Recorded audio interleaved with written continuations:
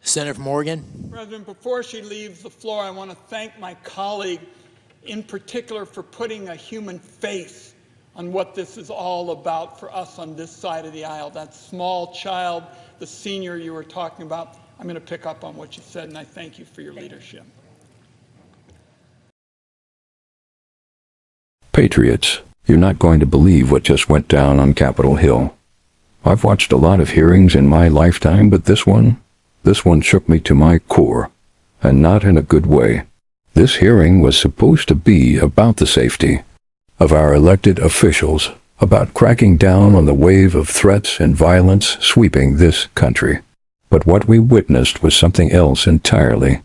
A masterclass in political dodgeball from none other than the Biden administration's Attorney General. Now let me be clear. We are in dangerous times. Our representatives, especially the ones who stand up for America First values, are facing real threats. In 2024 alone, Capitol Police flagged almost 9,500 threats to members of Congress. How many convictions, you ask? 8. Just 8. That's a national disgrace. And yet the DOJ is acting like it's just business as usual. So when a representative demanded that at least one federal prosecutor be assigned in each district to actually do something about this crisis, what did Attorney General Bondi do? She danced, she spun, she filibustered. She tossed in names like Keith Ellison and Amy Klobuchar as if that's supposed to reassure us. Sorry, but when you're relying on radical left-wing figures to protect conservative lawmakers, that tells me you're not serious. Mr. President, I'm going to get into the specifics of this horrifying bill in a moment, all the details of the healthcare carnage and the clean energy bloodbath that Republicans are dragging America toward. First, though, I want to spend just a few minutes on the state of the Senate and our democracy. As of a few hours ago, the rules of the Senate are whatever Republicans feel like when the day begins. It's democracy defying, plain and simple. The bill before the Senate is loaded with fraudulent budget math that hides trillions of dollars in handouts to corporations and the ultra-wealthy. It's a violation of the rules that used to be followed for years for the reconciliation process. It's a violation of the Congressional Budget Act. It's a violation of common sense. Republicans decided that none of that matters, so they've kind of gone nuclear to advance the bill. Apparently in this chamber, if the Republican chair of the Budget Committee says so, 1 + 1 = 3. That is unsustainable. We are going to be a sicker, poorer, and weaker country if this bill becomes law, and the Republicans have used this process, going nuclear, to pass it. But these moves cut both ways, and there'll be a lot of cleanup for Democrats to handle down the road. Now, in my time in public service, Mr. President, I have never seen a more destructive, regressive, common sense defying bill debated in the Senate. This bill is going to determine the future of health care in America. Millions of Americans will lose their health insurance if Republicans pass the bill. My colleagues seem to be ignoring, for example, the fact that rural hospitals are the anchor of life in much of America. This bill will sever that anchor and set rural health care adrift. Here's how flawed the Republican plan is. The danger they're causing for rural hospitals is so great, Republicans have had to create a rural hospital relief fund. It is a Band-Aid on an amputation. I can tell you one thing I know for sure is only in Washington, D.C. would you create a relief fund to address a problem that you caused. How about you just not cut $1 trillion from Medicaid in the first place? Now, I wanted to get a sense of what rural America thought of this legislation. So last weekend, I held 4 town halls in 3 eastern Oregon counties. It's as rural as it gets. Donald Trump carried these counties overwhelmingly. One of them was Malheur County, where Donald Trump received more than 70% of the vote. This is where I held an open-to-all town hall meeting. It happens to have one of the highest Medicaid enrollments in the country. The message I heard was very clear and very loud. This bill will be a disaster for Malheur County on rural health. Now, healthcare is a top employer in America. If these cuts go through, the healthcare workforce in rural areas of our nation is going to be decimated. Nurses, doctors, and support staff will lose their jobs, and rural economies are going to suffer. Many of the Americans that will feel the consequences of this legislation today walk an economic tightrope. Many have multiple jobs. Millions more Americans will lose their benefits like home care and mental health and services that already fall far short of what our people expect. These are overwhelmingly kids, people with disabilities, seniors, all to pay for more tax cuts for multinational corporations and the ultra-wealthy. It's not just the cuts. It's also a whole lot more red tape, making it harder for people to get care. At the center of the Republican Medicaid changes is a bunch of red tape thickets designed to entrap people into a never-ending maze of AI chatbots and phone trees that make it impossible for them to get the coverage they need. And even if you manage to get through all that bureaucratic water torture and sign up for Medicaid, the Republican plan says if you lose your job, you lose your health care. Why would the Congress want to inflict that on more people? Nobody I could find wants these cuts, no matter their political persuasion, and I was in places that were bright red. I'm sure most of us can agree there's a real debate to be had on how we can make health care more affordable and accessible, but this bill achieves none of that. Let me mention seniors. My colleagues have touched on the elderly. 2 in 3 nursing home beds in America are covered by Medicaid. If Republicans pass this into law, conditions will deteriorate.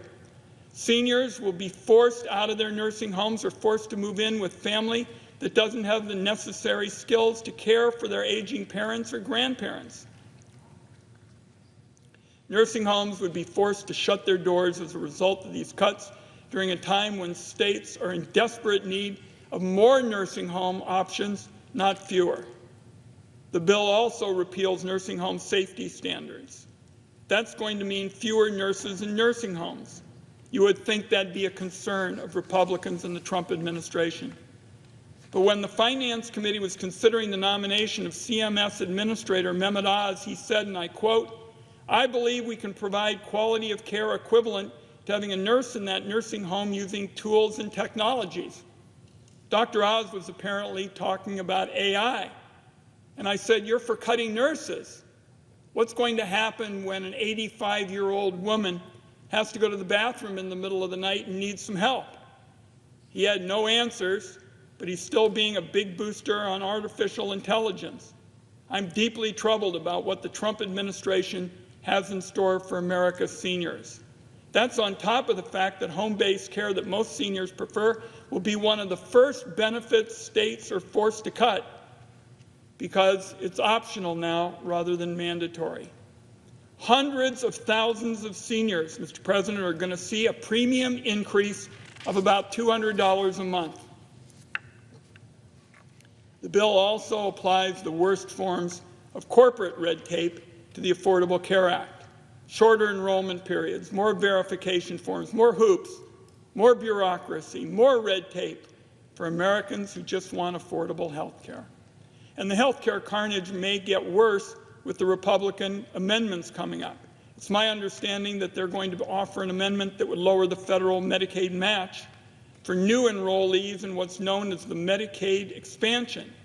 That was a key part of the Affordable Care Act that delivered affordable health care to roughly 21 million Americans last year. If this amendment is adopted, taken together with the other awful policies in the bill, It would amount to repealing the Affordable Care Act and making good on the 15-year Republican crusade to dismantle that law.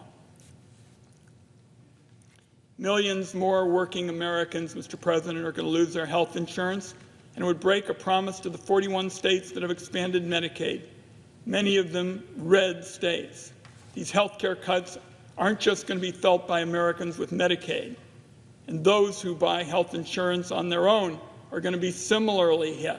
Emergency room wait times are going to skyrocket, and premiums will spike. Families will be one lost job or financial calamity away from being tossed onto a safety net that has rips and tears everywhere you look. So many are going to fall between the cracks.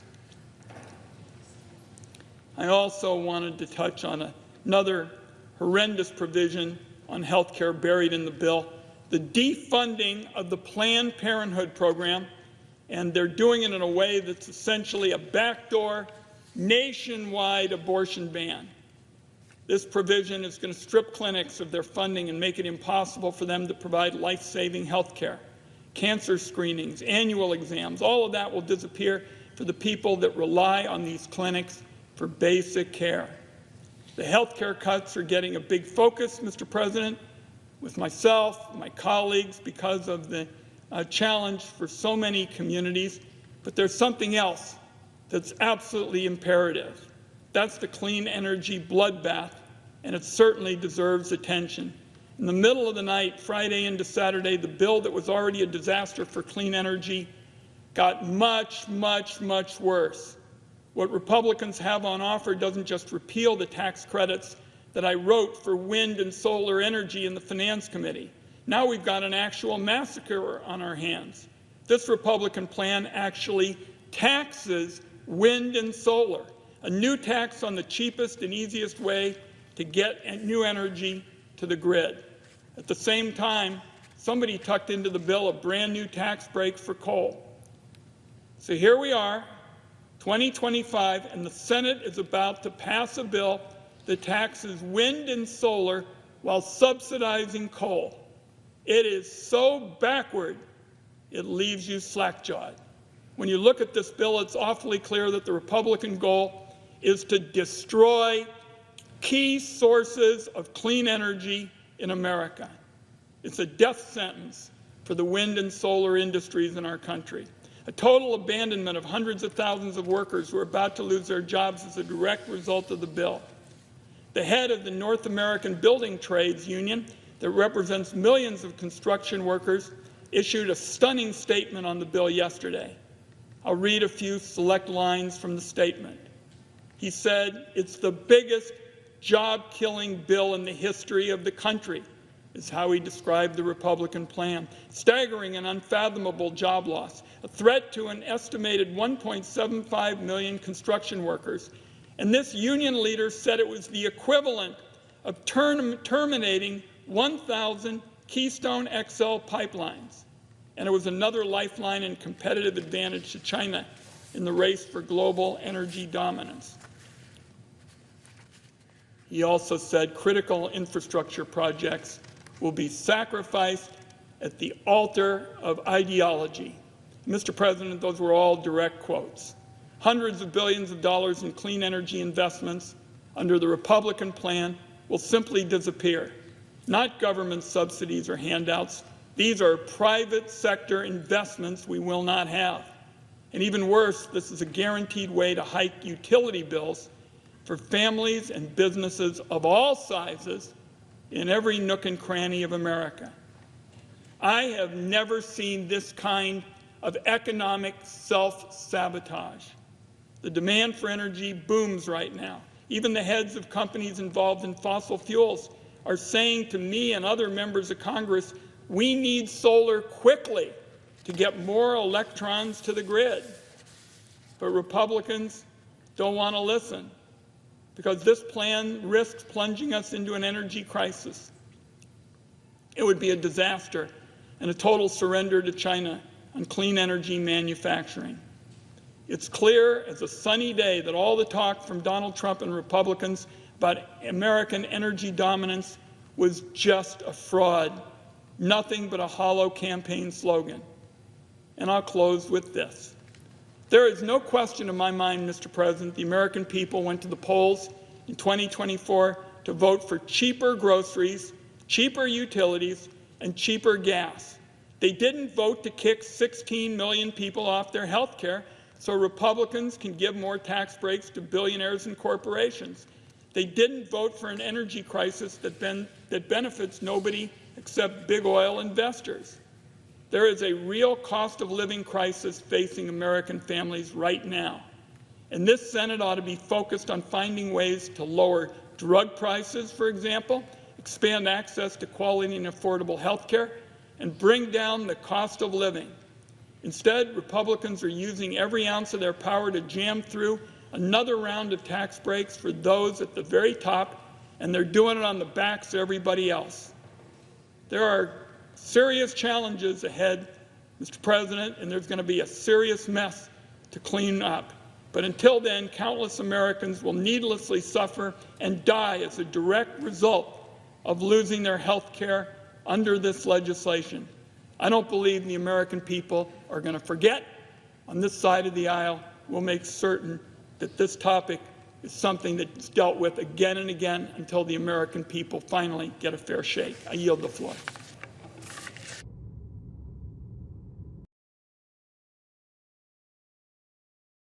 Let's walk through what happened, piece by piece. Point 1. The representative rightfully pointed out the threats against Congress, nearly 9,500. This is not political theater. It's a crisis. Point 2. He proposed a real solution, assigning prosecutors to pursue these cases in every district. It's called accountability. But instead of committing, Bondi buried the answer in political fluff. Point 3. Bondi claimed the National Security Division was already working on it. Really? Then why aren't we seeing results? Point 4. When asked about presidential pardons and whether they extend to crimes unrelated to January 6th, Bondi refused to give a straight answer. Point 5.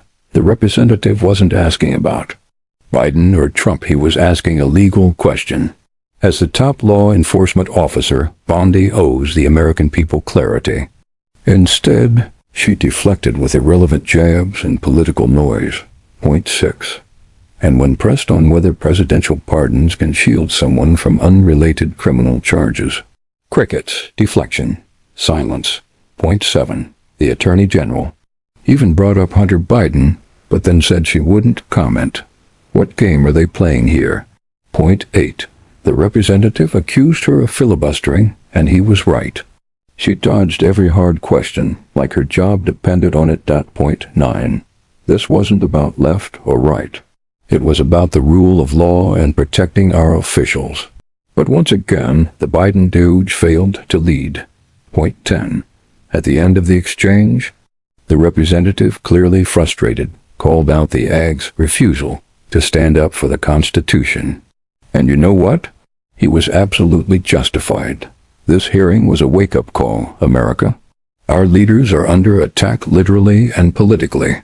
And instead of standing tall, the Biden DOJ is hiding behind red tape and political spin.